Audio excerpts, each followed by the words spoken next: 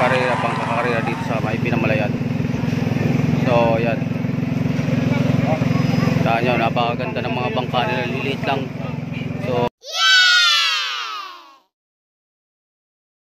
prices yung natanggap nila dyan. So yan ang pinakamaganda rito guys,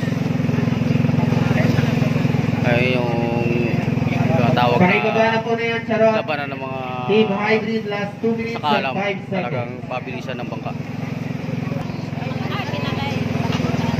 1 minute and 40. So yan guys, mag-uumpisa na. Tingnan natin. At yan o. Hybrid last 1 minute and 20. Kaya mga bangka nila. So napakaliliit lang.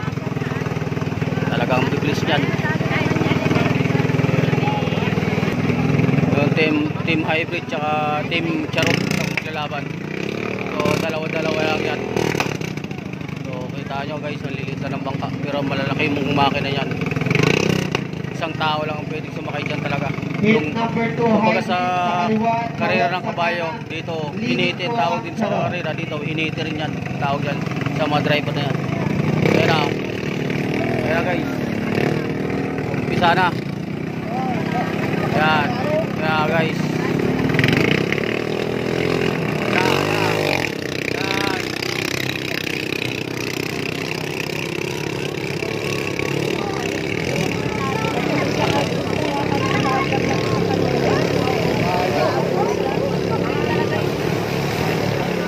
Talagang bibilis nila oh. Pabilisan.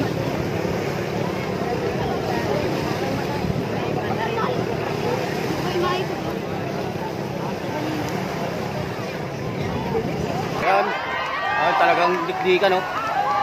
Talagang nauna yung hybrid. Ano, dikdikan na sila guys. Yan, nauna na yung ano. Ayan na. Ayun, yung charot. Nauna yung charot. Charot guys, nauna. Lilipit na muna ba talaga?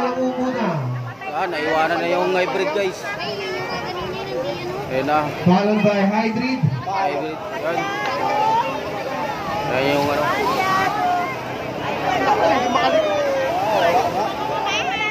Ayan na guys. Ayan, naunguna talaga yung charot. Naiwanan na yung hybrid. Okay, approaching to our finish line. Ito na yung charot. Yung hybrid. Uli. Laki ng bubat. Ayan na. Congratulations, Team Charot! Charot ang nag-winner guys sa unang round.